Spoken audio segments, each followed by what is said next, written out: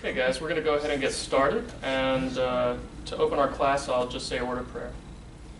Gracious Heavenly Father, thank you so much for this opportunity to once again come together and learn about Islam in order to reach out to our Muslim friends and neighbors with the gospel. Help us to really focus on the information that we're about to learn so that we can retain it, and that in our conversations we'll be prepared to address some of the concerns of Islam and be able to really defend our faith and the truth of it. We know that you're a God of all truth, and so I pray that you'll help us to open our hearts and our minds to being instruments of your love to the many, many Muslims all around the world. I thank you for bringing us here safely, and pray that those who are not here, that you would keep them safe, and that you'll help us to glorify you in what we do now. We ask this in your precious Son's name. Amen. All right, well, we are glad to have you all here in the apologetics class. Today is the last of our four-part series on Islam called From Crescent to Cross, How to Share the Gospel with Your Muslim Friends. Last week, we learned some essential information on the doctrines of creation and salvation in Islam. On the back table back here, I brought some of the leftover handouts that I had from the other classes. So if you don't have one of the weeks, feel free to go back there and grab one of those after class. Also, if you missed some of the other classes, these are all recorded, and Ryan has posted the videos on the CCB. Make sure we get your information on the sign-in sheet, and you can have access to those. And I'm also uploading all of my notes that I'm teaching from, so that'll be a good resource for you guys.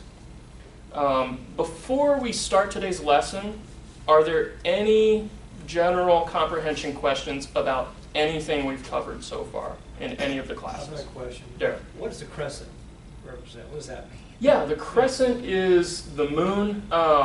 Really, it represents just, so when Muhammad received the Quran, they call it the night of power. Okay, so this is kind of representative of that time. So Laylat al-Qadr, and the night is kind of represented by the moon here. That's the actual symbol, is the moon and the star, or just the half crescent? Yeah, it's both. It's both. Yeah. It's the whole Yeah. symbol. Yeah. Okay. Generally, so at the top of like minarets and things, you'll only see Yeah. the moon, Yeah, just yeah. because it's kind of difficult to Right, put both. star, Yeah. okay. Yeah. Okay. And also one more thing, I think the Arabic calendar is a lunar calendar. Isn't it lunar calendar? Because the Yeah. Persian calendar is a solar calendar. Arabic is lunar. Maybe Mhm. that has something to do with Most ancient cultures, like the Jews, they Yeah. go by a lunar calendar, so most Yeah. would go by a lunar instead of a solar calendar. Okay. it. Maybe that's also why they have the moon. Yeah.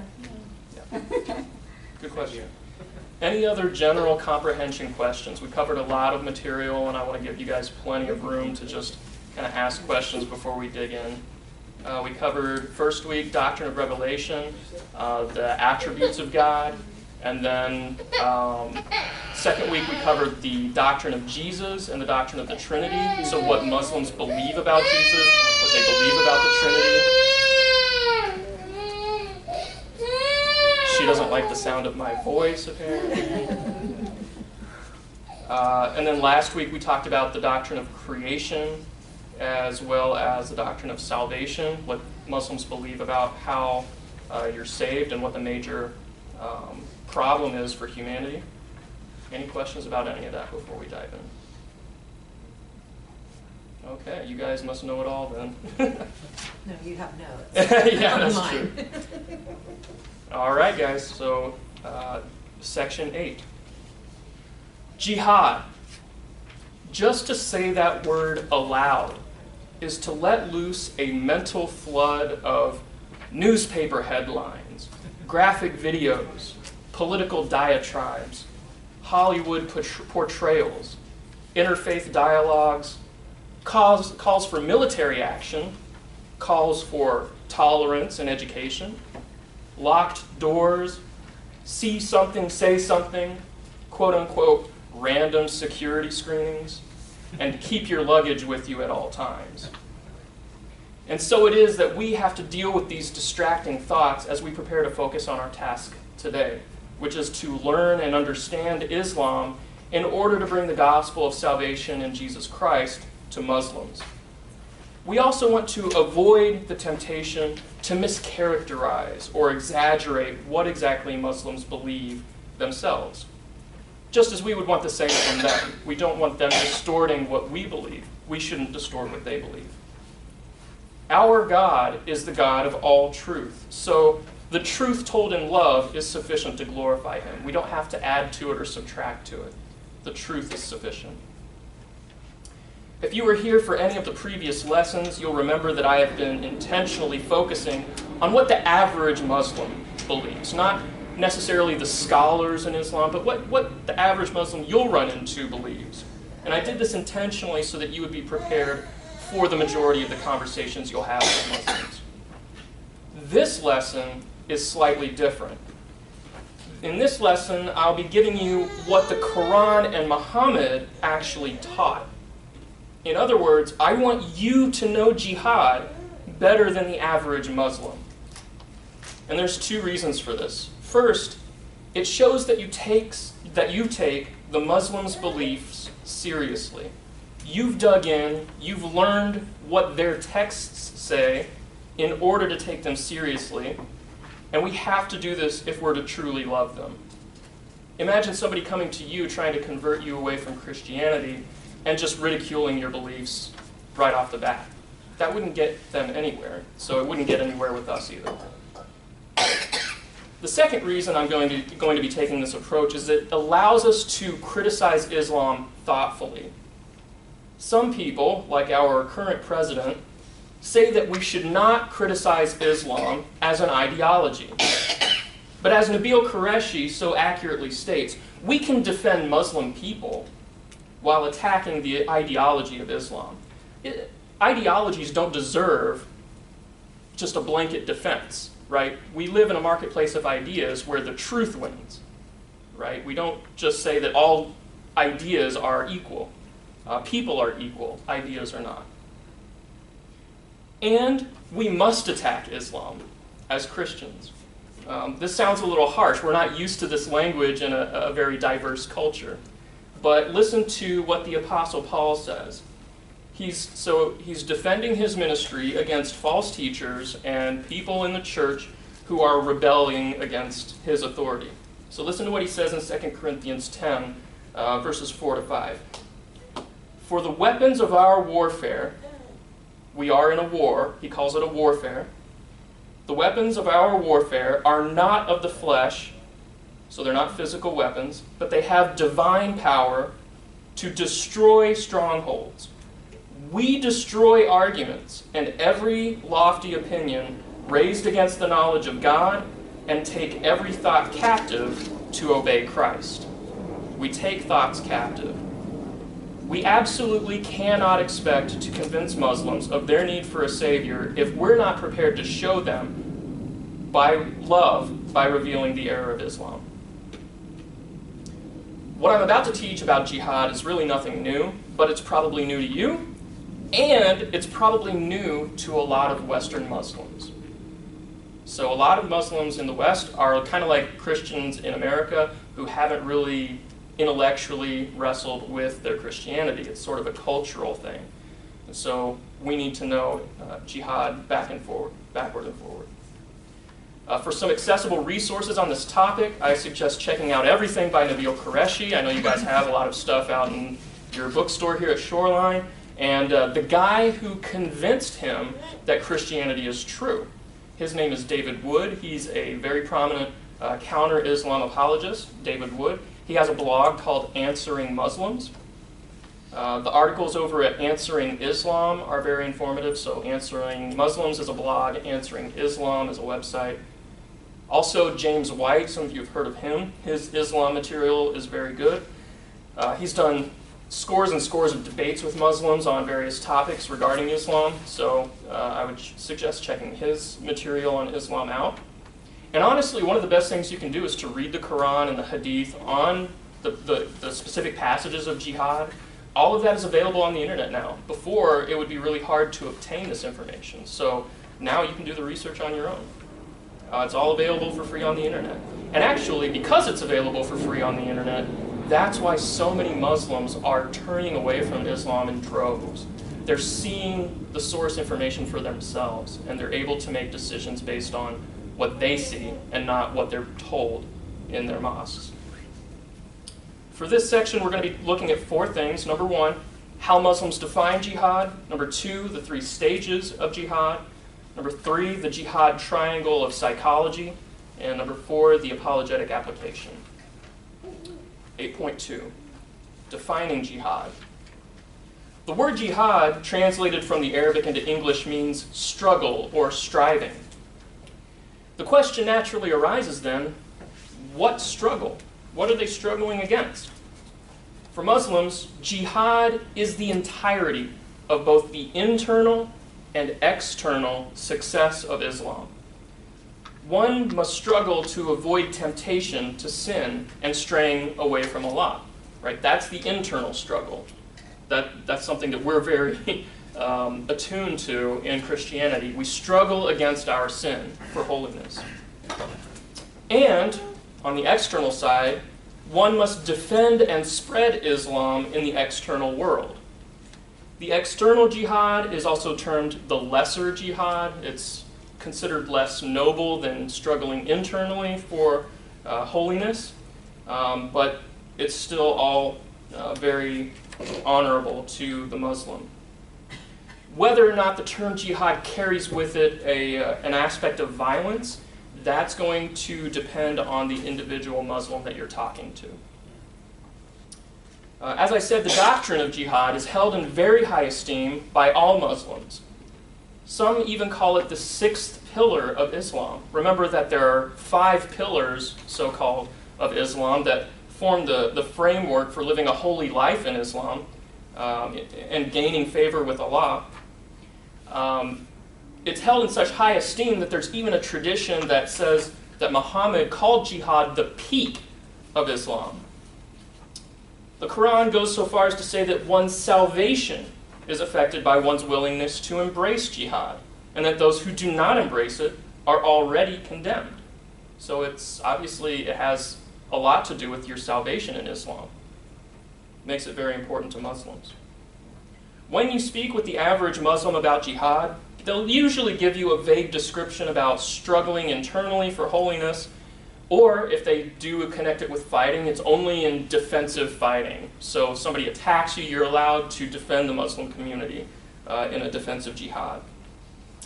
We need to remember to distinguish between what Muslims actually believe and what their texts say, because the two are not always the same.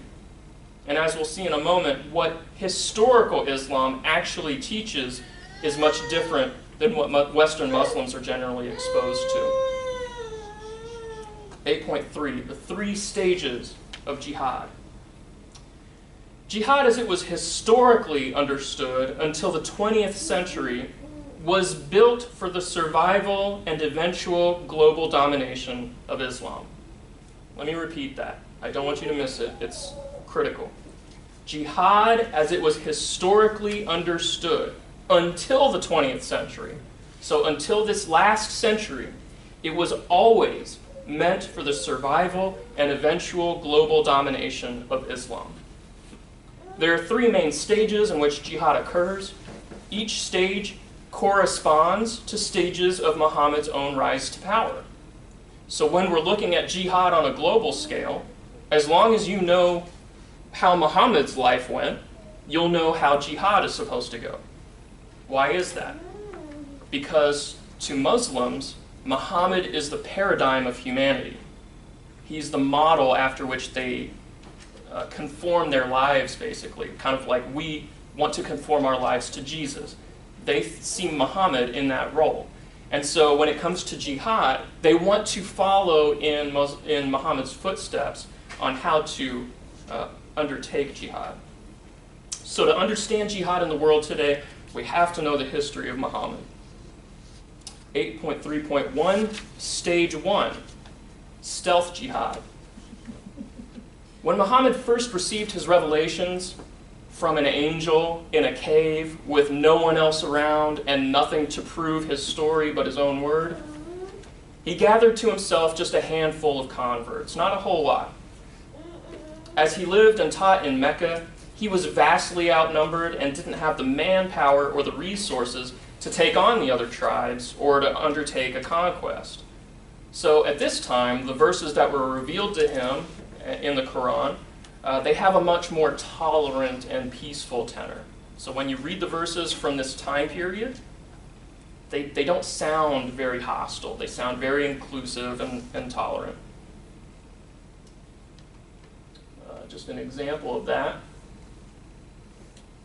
Surah 109 is kind of typical. It says, "Say, O disbelievers, I do not worship what you worship, nor are you worshippers of what I worship, nor will I be a worshiper of what you worship, and nor will you be worshippers of what I worship." So he expects this, you're going to believe what you believe, I'm going to believe what I believe, let's just leave it at that. He wants people to leave him alone, and that's what he's preaching at this time. Notice the very live and let live tone here. Some other passages from this time period teach a future judgment on the unbelievers, but only by Allah himself. Allah is going to be the one to judge you, not us, not the Muslims. So Muhammad publicly taught this message of peace and tolerance in order to maintain a peaceful coexistence with the people around him who could have crushed his movement. But we actually learn from the sources close to Muhammad that behind closed doors, he was, even at this infancy stage, planning on conquering the non-Muslims who weren't even oppressing them, who weren't criticizing them even. So he was actively trying to persuade the Qurayshi tribe that he was from that, hey, just to let you guys know, here's the real plan. We're going to conquer everything. Islam is going to take over. But publicly, he was preaching this message. This two-faced approach by Muhammad gives rise to the concept of taqiyya. Some of you may have heard of this concept. It's essentially divinely sanctioned lying. And the purpose of it is to conceal the true intentions of Islam in order to protect the Muslim community. This is spelled out in Surah 3:28. "Let not believers take disbelievers as allies rather than believers, and whoever does that has nothing with Allah, except when taking precaution against them in prudence." So don't be friends, don't be friendly with the people around you, don't make friends with them, unless you're taking precaution against them in prudence. So there's an exception there. You can be nice to them as long as it's with the goal of winning their confidence so that you can conquer them later on. Some of Islam's greatest scholars explicitly teach this deception. There's a guy named Ibn Kathir. He said, "In this case, such believers are allowed to show friendship outwardly, but never inwardly." So a distinction there between what's going on the inside and how you're portraying yourself publicly. Abu Darda said, "We smile in the face of some people, although our hearts curse them." Sounds nice. We also learn from early Muslim sources that one of the tactics used at this time was playing the victim. So while Muhammad was preaching his religion of peace and tolerance, he simultaneously mocked and denounced the pagan gods. And it wasn't until he started ridiculing other religions that the non-Muslims became angry with Muhammad. But when the non-Muslims began to ridicule him back and starting to oppress him, the Muslims cried out that they were being persecuted for their beliefs. And when they actually did begin to suffer persecution, they were able to go to other people and gain sympathy from especially the people living in Medina. So he was in Mecca. He started receiving persecution for mocking these pagan gods. And then he went to Medina and said, "Look what they're doing to us. We're just this small minority group, and so they're attacking us unfairly." When in reality, he was causing this dissension. If this is beginning to sound at all familiar to you, it's because America is a stage 1 country. The Muslim population is a small minority, so the religion is advertised as one of peace and tolerance. When those who have studied Islam and understand jihad historically begin speaking publicly on its true intentions, they are blasted as intolerant bigots and accused of Islamophobia. But what would happen if the number of Islamic adherents grew in this country to become a more formidable proportion of the population? Well, to find out, all we need to do is return to Muhammad. So Muhammad was in Mecca, and he gets support from Medina, so he flees the persecution that he actually started and sets up shop in Medina. And while at Medina, he forms alliances and gains converts and amasses a more sizable group of fighters. At this point, he drops the pretense of peace and tolerance and begins stage 2 of jihad. So 8.3.2, defensive jihad. So when the Muslim community gets enough defenders, both Muslim and non-Muslim, and their resources increase to the point where they can resist, they are called to fight against those who pose a physical or intellectual threat. A threat to the Muslim community can include anything from actual military attacks to merely criticizing Islam. When Muhammad got to Medina, he suddenly received additional revelation which authorized his followers to fight. Such as Surah 22, 39 to 40, which says, "Permission to fight is given to those upon whom war is made because they are oppressed." Right? Oppressed. Because he was oppressed, not the other people that he was mocking and ridiculing. "And most surely Allah is well able to assist him, those who have been expelled from their homes without a just cause, except that they say, 'Our Lord is Allah.'" That was all they were saying, right? "Our Lord is Allah," and they kicked us out for that.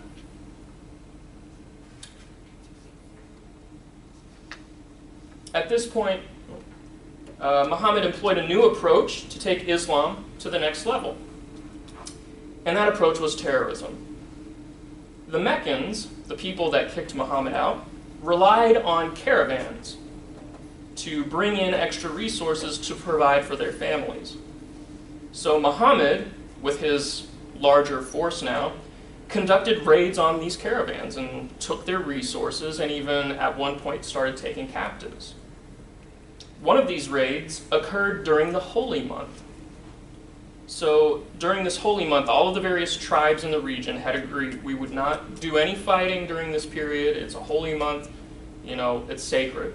Muhammad actually conducted a raid during this time.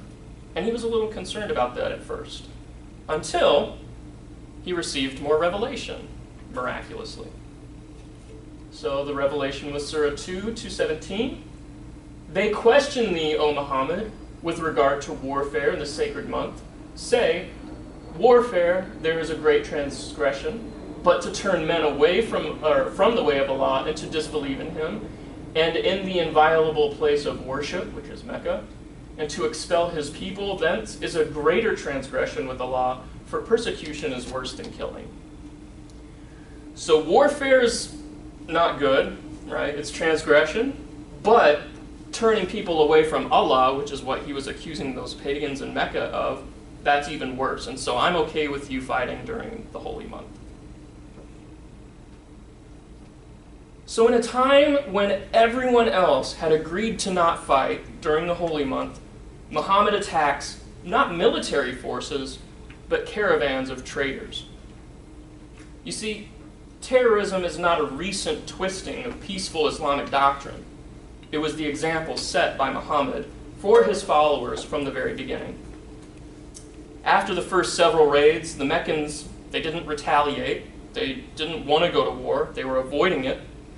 But eventually, in order to protect their business interests, they relied on these caravans to bring in extra resources so that their families could eat and survive. So in order to protect the caravans, they did send an army to accompany the caravan. Muhammad, however, attacked and defeated this much larger army in the first major Islamic battle. It was called the Battle of Badr. This is where Muhammad really established himself as the new major power on the Arabian Peninsula. So the first, and listen to this, the first significant armed military conflict fought by the Muslims was not to defend the Muslim community. It was to continue the conquest they had already started. So while stage 2 is called defensive jihad, it's really just scaled down offensive jihad. And that's stage 3, 8.3.3, offensive jihad. Before we go there, any questions about stage 1, stealth jihad, or stage 2, defensive jihad? I'm just curious about the Meccans. What did they believe? So, prior to Islam, there was a lot of just polytheism, pagan religion, spiritism. So you've got all these different people, different religions worshiping at pretty much the same area.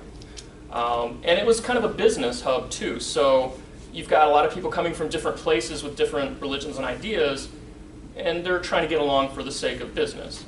But Muhammad comes around and he has this, heart for monotheism, and he's like, these guys shouldn't be worshiping these other gods. So Christianity is really not in their realm? Well, there was some contact with Christianity. In fact, as tradition goes, his own wife's uncle was a former Catholic, or at least had some understanding of Christianity, and so that may have been where he got some understanding of Christianity. And in the Quran, there's obviously information taken from Christian sources. You see that Jesus breathes life into a clay bird. That comes from the infancy gospel of Thomas, which is an apocryphal gospel. The only way he could have known that, probably, unless it's divine revelation, which we've already shown it's not, is that he would have had to have contact with some Christians, or at least people who were and so aware. The Meccans probably did as well. Yeah. Okay.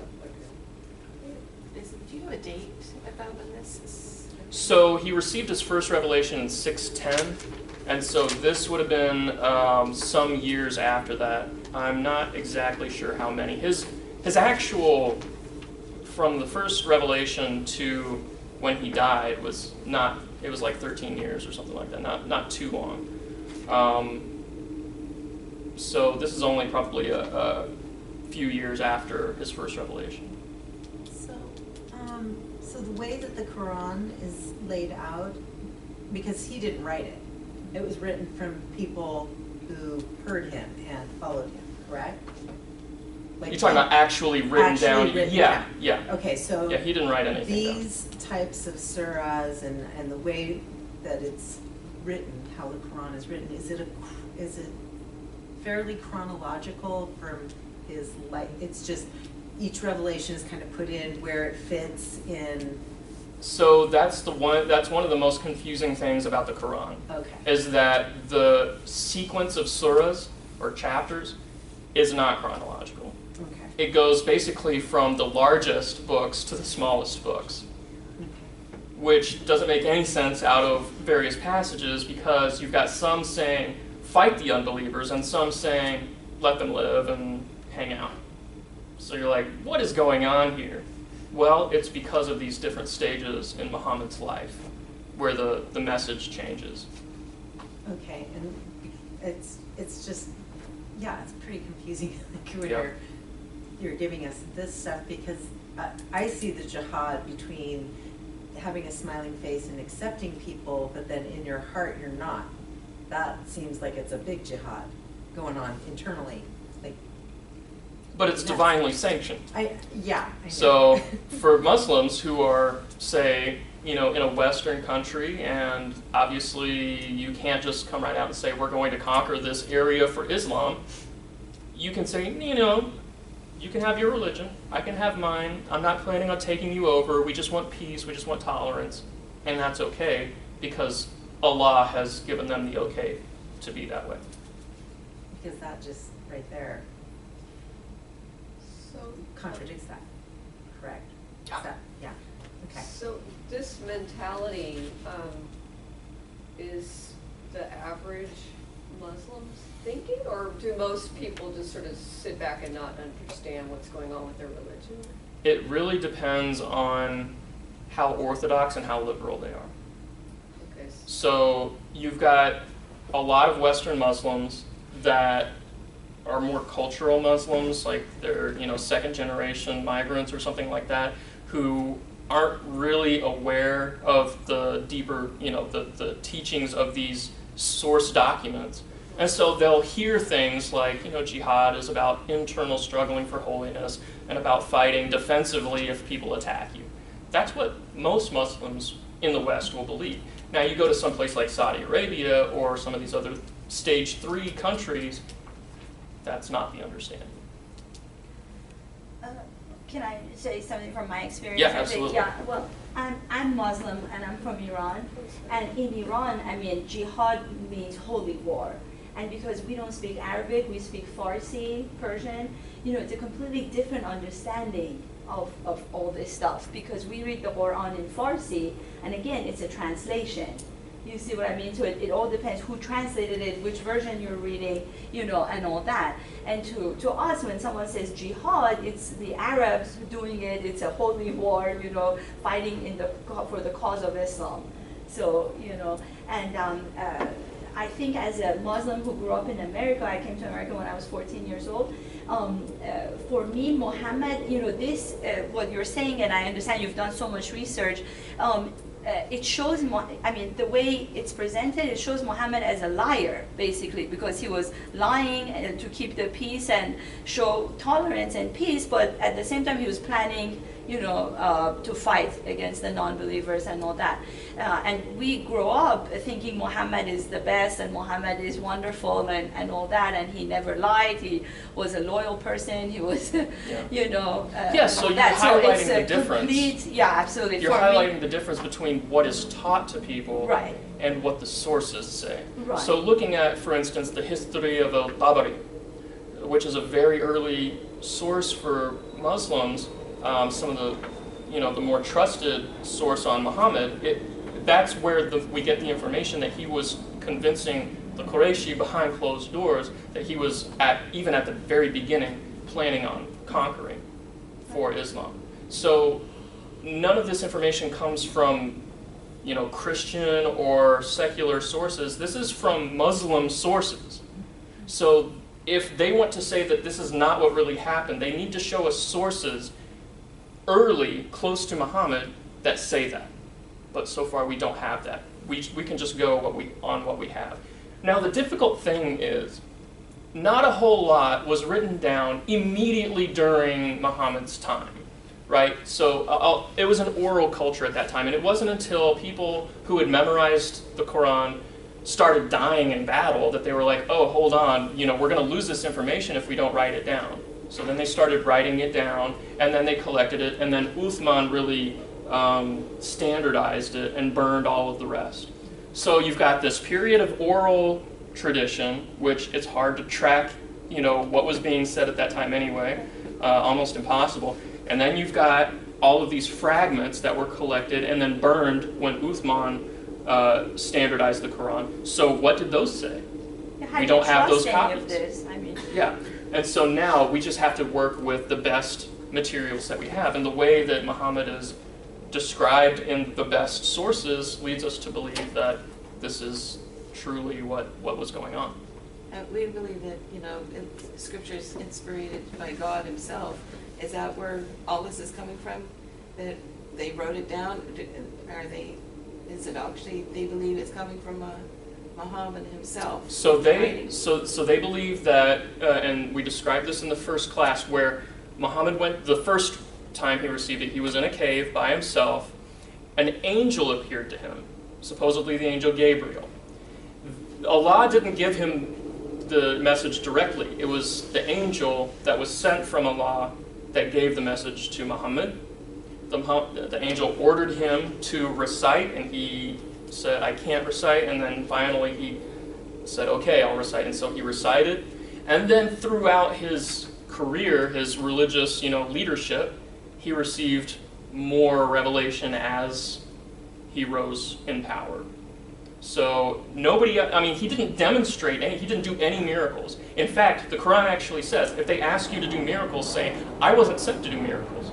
I was just sent to warn you. So he had nothing but his word saying as evidence for his claims.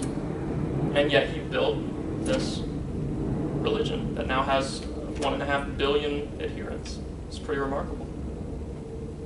I read that his,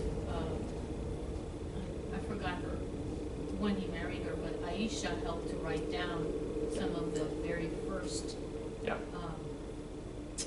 revelations. Yeah, she had memorized, she was one of his closest and most faithful disciples. Right. So she had memorized a huge amount of the Quran and was able to assist in standardizing it or Because he getting was it written down. Because he was illiterate and she wasn't. Right. Okay. And the other question I have is, and again, I don't know if we covered this in the first session because I wasn't here, so I apologize if you did. He also, when he was younger, had gone with the uncle and had heard a lot of the oral Hebrew tradition and the Hebrew stories. So a lot of that stayed with him. So something that I've read, I'm trying to remember the source, were saying that the reason he wanted to unite all the different tribes to become monotheistic was leaning back on what he remembered hearing from when he was younger about the Hebrew one God. That very well could have been an influence on him. Yeah. Like I said Influence during is a the... better word. Yeah, I described in the story of Muhammad that he was an orphan raised by his uncle. Right. His uncle was a caravan trader, and so he would go around all of the Saudi Arabian Peninsula, or the Arabian Peninsula, and almost assuredly run into people from all over the place, Christians, non-Christians, and he would hear probably these stories around the campfire. So that's definitely a high probability. Okay, great questions. Anything else? Okay. 8.3.3, Stage 3, Offensive Jihad. So we got through Stealth Jihad and Defensive Jihad, and now we're in Offensive Jihad. So after Muhammad gained majority power in his region, he instituted policies of religious oppression, continued military conquest, and violent retribution on any who dared voice their criticism. For those in Medina who saw the terrible consequences of Muhammad's rise to power, it was too late to take it back. The genie was already out of the bottle, so to speak. He had seized control and now had the forces to impose his will. Of course, in the pattern of the previous two stages, the message of the Quran changes in proportion to Muhammad's power. So now that he's in power and has the authority and the control to do whatever he wants, he has new revelations to back up his claims. The new verses not only authorize fighting, but command Muslims to fight and kill non-Muslims simply for not being Muslims. Surah 9, verse 73 says, "O Prophet, strive hard against the unbelievers and the hypocrites and be unyielding to them." Surah 9, 111 says, "Surely Allah has bought of the believers their persons and their property for this, that they shall have the garden. They fight in Allah's way, so they slay and are slain." So this is a physical jihad that's being waged. The core concept is physical fighting. You can't use slay and are slain really in this context without this physical aspect. Surah 9:29 says, "Fight those who believe not in Allah." See, they're fighting people who don't believe in Allah, nor the last day, nor that forbidden which hath been forbidden by Allah and His Messenger, nor acknowledge the religion of truth, Islam, from among the people of the book. People of the book, those are Jews and Christians. So fight Christians and Jews. Until they pay the jizya, which is the tax, just for allowing you to live on their land, with willing submission. So you better pay the jizya with willing submission and feel themselves subdued. They want you to feel like you are conquered. And this is in the Quran itself.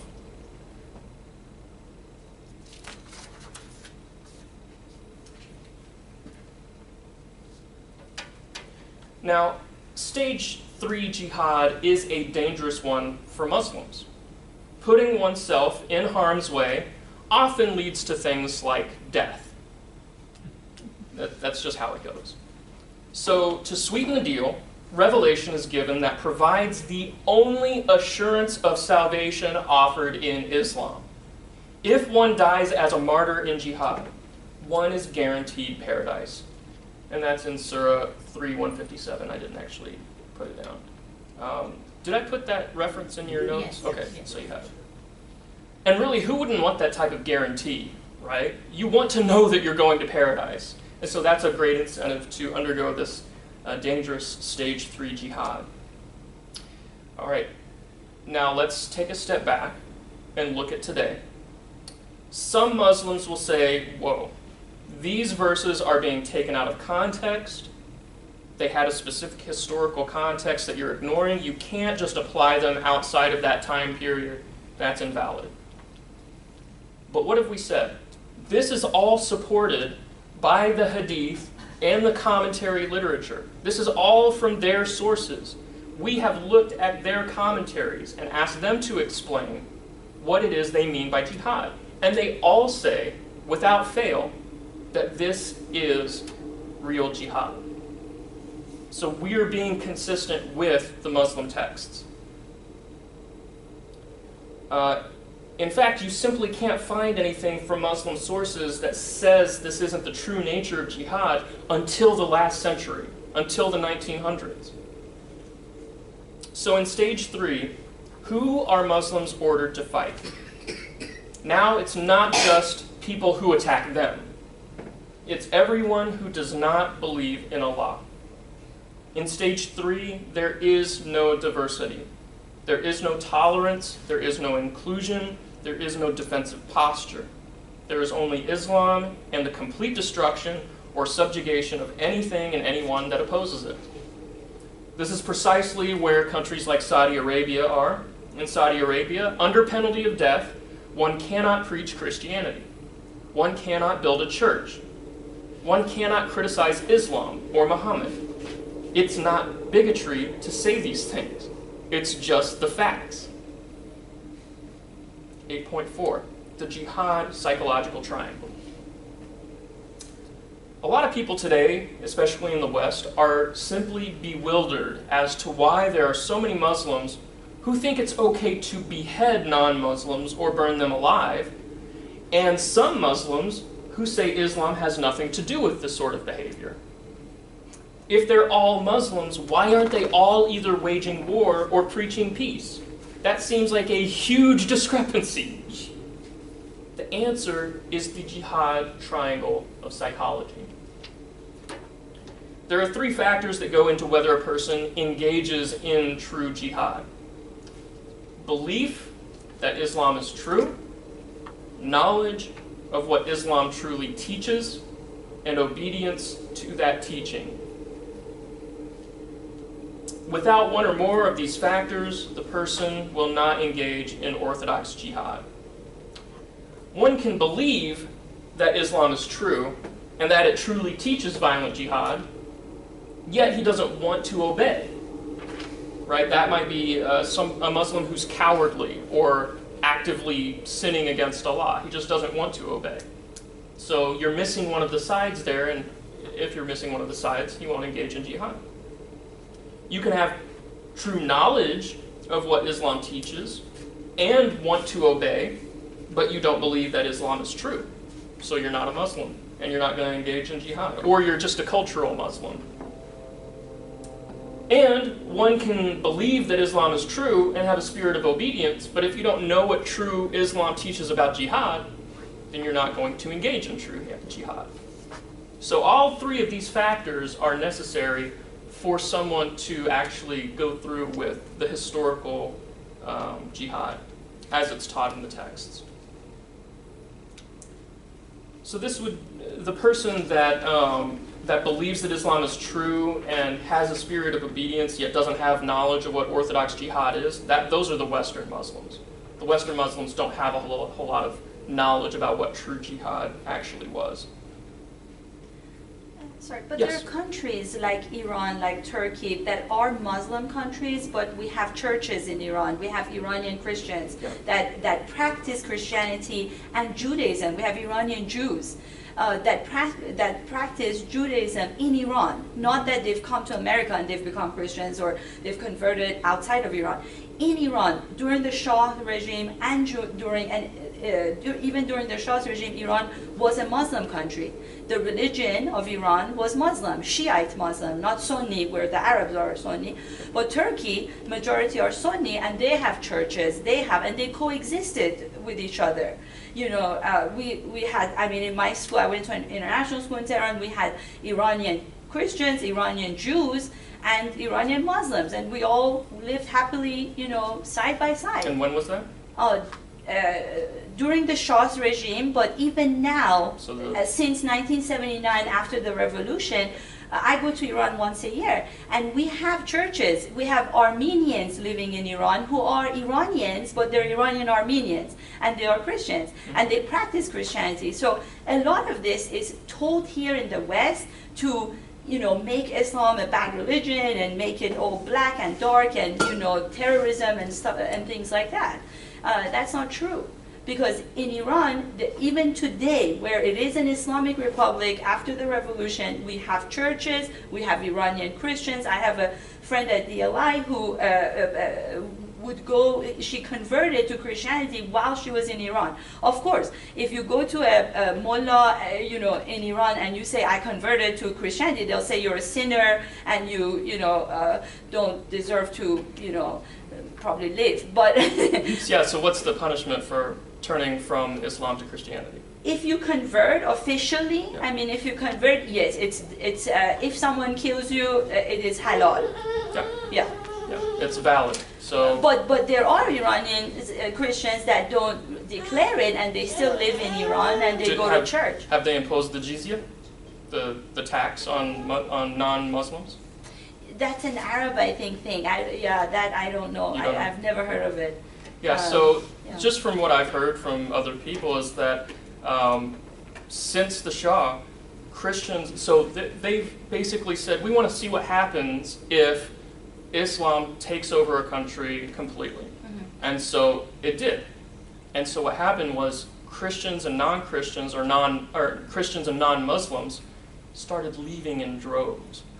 They left the country. So then you have Iranians coming to America, coming to Australia, and as David Wood, one of the guys that I mentioned, says, one of the first things they do is they go to a church and they say, tell us about the gospel.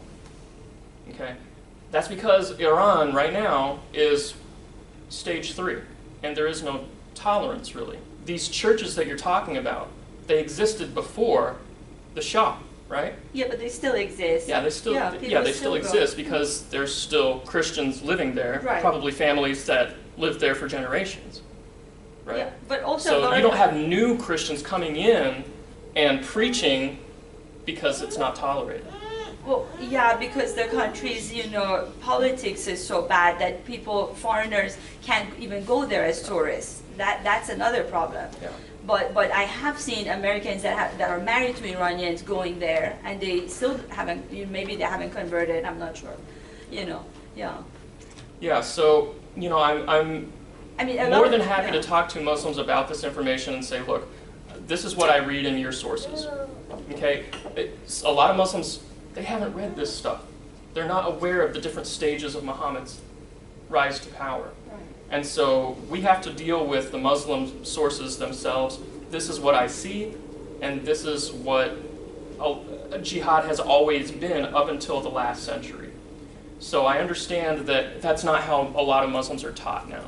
So I want to get a true understanding from Muslims about what they believe and what the texts teach. So, definitely we want to stay in dialogue about that, absolutely. Any other questions about the jihad psychological triangle? Okay.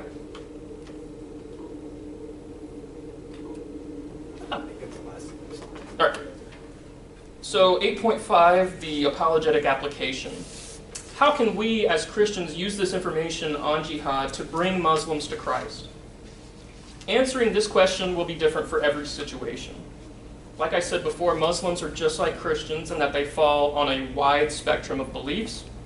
So we need to be sensitive to each person's particular set of beliefs so that we can respond appropriately. Let's listen to them. Let's seek to understand what it is they believe about jihad and address that. For those that are just clueless and say that jihad has never been a violent concept, let's show them the passages in the Quran that we've covered and connect it to the stages of Muhammad's path to power. You may, however, run into Muslims who know exactly what Islam truly teaches about jihad, and they're willing to adhere to the principles that we've talked about. They have all three of those characteristics of the triangle. This would be why it's so crucial to know why Islam is false. Being able to demonstrate why Islam is false makes you equipped to take out one of those sides of the triangle. You can take away either the belief or the knowledge, right?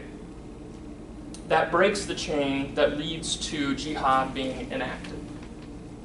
So all of the sections that we've covered so far in this class, from Doctrine of Revelation on, including this class, act as a sort of training ground for fighting this orthodox historical jihad. Now, I don't want to give you false hope, okay? Very few people, when they've set their minds on a certain belief, very few people change their minds, right? We see that. Anybody that's done evangelism knows that. How many, hundreds of people can you share the gospel with who never think about it twice? But without a doubt, the Lord has used people like us who are willing to take a stand for the truth of the gospel to bring Muslims out of jihad and out of Islam. As Nabil has pointed out in some of his lectures, there have been more converts to Christianity from Islam in the last 14 years than in the last 1,400 put together. The last 14 years, more converts than the last 1,400. Thanks to the internet, Christian apologetics and evangelism can reach Muslims in the deepest regions of Islam-dominated countries. So my encouragement to those of you with a heart for Muslims, which should be all of us, is that you share the information from this class and that you support the apologists out there who are working very hard to constantly defend the truth of the gospel to Muslims, often with very little time and resources to support their extremely important ministries. Any questions about the doctrine of jihad before we move on? You were saying the last fourth, Nabil Quresh said... Yeah, more converts from Islam to Christianity in the last 14 years than in the last 1,400 years combined. As of when? Last 14 years as of this year? As of this year, last year, yeah. So if you're talking with a Muslim, is it to get an idea of where they're coming from on this, to find out how much of that triangle is in their belief system? Yeah, we definitely want to find that out in a discussion on jihad. But, I mean, always, when we're talking to Muslims, what's our main focus? Love. Our main focus is Christ. Yes. And that's the way that we show love, is focusing on bringing them to the gospel. Okay? That's got to be our focus. Everything else is secondary. So whether or not they have all of the three sides, that might be a benefit of sharing the gospel with them. But our main goal is to bring them to the cross, to salvation.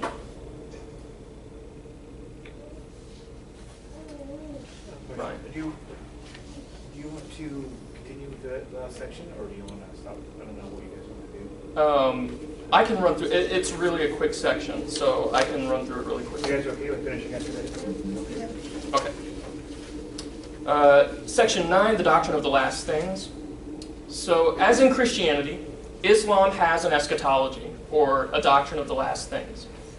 A lot of Muslim identity is kind of wrapped up in what they expect from the future. So learning their eschatology can tell us a lot about how and why they orient their lives the way that they do.